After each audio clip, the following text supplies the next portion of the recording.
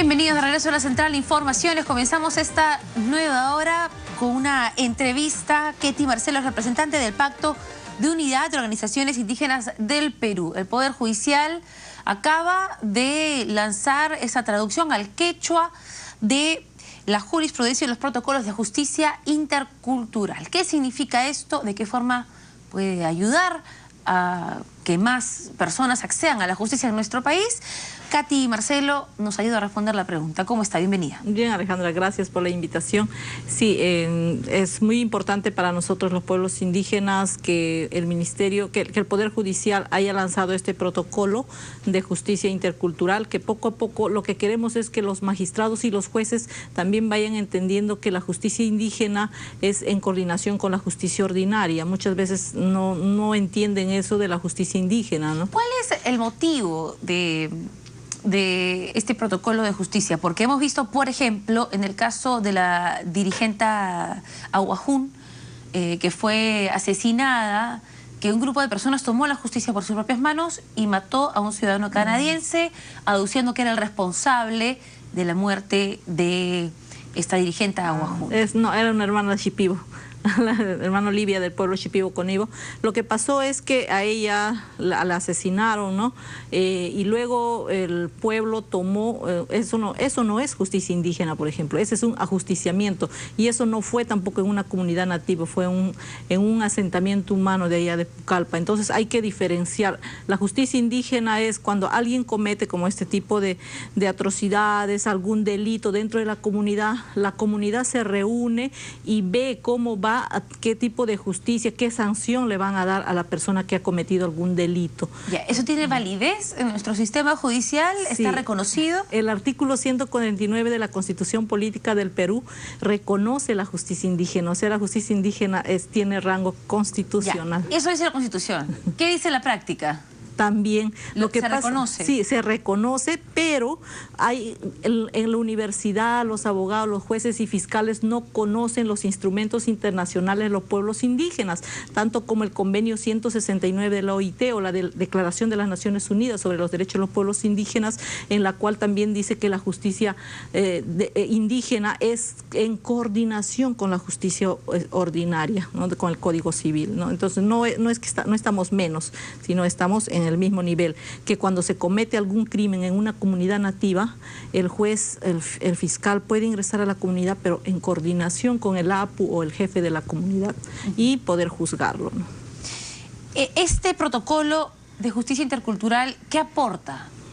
Aporta mucho porque poco a poco se va entendiendo cuando hay que juzgar a indígenas, entonces hay que revisar el protocolo, atender, por ejemplo, en su propia lengua, no que sea juzgado como el caso de Bagua, que han sido juzgados. Poco a poco también se están formando intérpretes para el sistema de justicia indígena. Aporta mucho en el tema de que valoran nuestro derecho constitucional, el derecho a aplicar también la justicia. Y bueno, poco a poco también vamos descolonizando la mente de los magistrados y los jueces para que puedan entender que los pueblos indígenas también tenemos derechos. ¿A cuántas personas abarca esto? ¿Cuántos juzgados, digamos, participan de este tipo de coordinaciones de justicia indígena con dirigentes locales? ¿A cuántas personas alcanza este tipo de interpretación de las normas? Bueno, en el Perú somos 55 pueblos indígenas, de los cuales 4 son andinos y 51 amazónicos.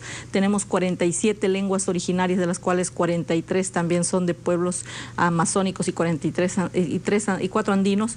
Entonces estamos a nivel nacional, en todos los lugares, en Ayacucho, en Cusco, en Puno, pero donde haya mayor población, por ejemplo en Ayacucho, ¿no? La población, el pueblo quechua que está allá, entonces es ahí donde se debe aplicar. Y por eso se ha traducido, digamos, este protocolo al quechua. Claro, se ha traducido al quechua y queremos que también se siga traduciendo a las demás lenguas. Como te digo, hay 47 lenguas originarias en nuestro país, ¿no? Perú es una riqueza cultural enorme, ¿no? En la cual también con este protocolo nos quiere decir que los pueblos indígenas y originarios del Perú somos sujetos de derecho y que también tenemos esa pertinencia que nos atiendan en nuestra propia lengua, con nuestra propia costumbres, Esa barrera del idioma cultural impide que muchas personas accedan a la justicia siendo miembros de comunidades indígenas? Sí, muchas veces, como te digo, los jueces fiscales no entienden, por ejemplo, la lengua. Se comete hay un asesinato, un robo en una comunidad, entonces los sacan de la comunidad a juzgarlos afuera, y si esta persona no sabe hablar el castellano, solamente habla en su lengua materna, y si en este lugar no hay intérpretes, ¿no?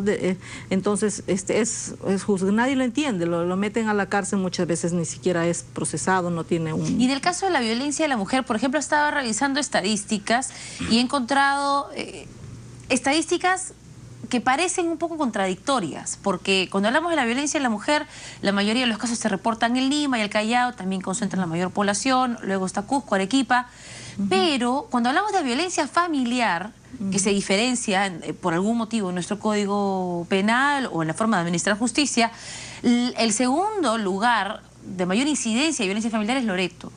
Sí. Entonces estamos hablando ahí también un problema de interpretación o de calificación de la violencia de la mujer, porque digamos que si bien la violencia de la mujer puede estar dentro de la violencia familiar, no solamente se limita a ese círculo. No sé, ¿qué opina usted sobre ese tipo de interpretación de los delitos a la hora de ser declarados? Lo que pasa es que la violencia hacia la mujer en las comunidades y fuera de las comunidades está normalizado. Entonces, hasta las mismas mujeres no denuncian estos casos. Entonces, para nosotras las mujeres indígenas, por ejemplo, es muy difícil alcanzar justicia. Yo, si mi esposo me pega, me maltrata dentro de la comunidad y voy a quejarme al jefe de la comunidad, no me hace caso. Me dice, no habrás hecho, ¿qué habrás hecho? Por eso tú tienes la culpa para que te golpeen. No me juzgan en la comunidad, no alcanzo justicia, me voy a la comisaría, y igual me dicen, y si soy una mujer quechohablante o que hablo solo mi lengua, igual no soy atendida. Entonces para nosotras es mucho más difícil y no es visible estos casos, y algunas mujeres prefieren no denunciar, callar por muchos tiempos violaciones sexuales y todo, porque no alcanzamos justicia. Este tipo de protocolos viene, a ver, un protocolo es un documento, es un libro, no sé, son hojas de papel que los magistrados seguramente no van a leer, así como tampoco leen las sustentaciones para sus casos. ¿Hay políticas que acompañan este protocolo para poder generar mayor eficiencia en la administración de justicia?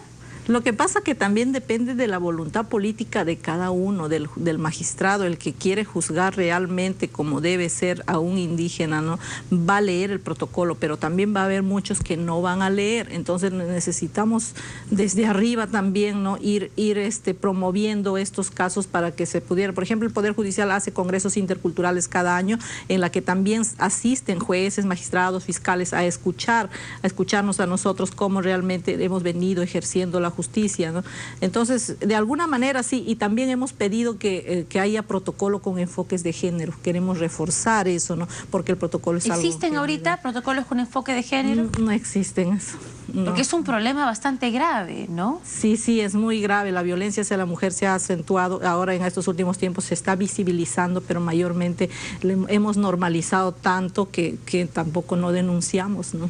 ¿Cuál es la diferencia en este caso en la tipificación del delito entre violencia a la mujer y violencia familiar? Bueno, la violencia hacia la mujer es lo que a uno lo atacan, ¿no? Y bueno, lo que nosotros podemos decir es que ya este problema ya no es violencia tanto familiar, sino es un problema social.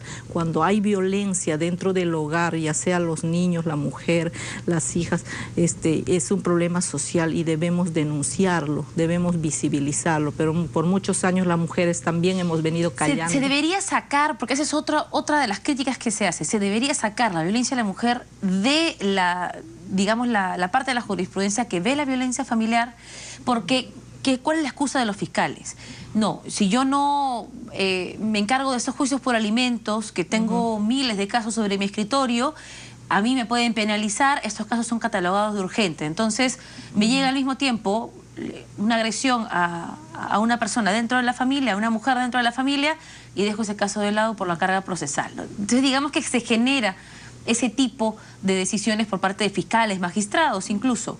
¿Debería separarse por completo Claro, porque nos están violentando, nos están asesinando por el simple hecho de ser mujeres. Entonces debemos separar, incluso la data debe ser desagregado, ¿no? Violencia hacia la mujer, violaciones sexuales, maltrato físico, psicológico, todo eso entonces debe estar separado, ¿no? El problema familiar, la mantención, lo que ocurra es otro caso, ¿no?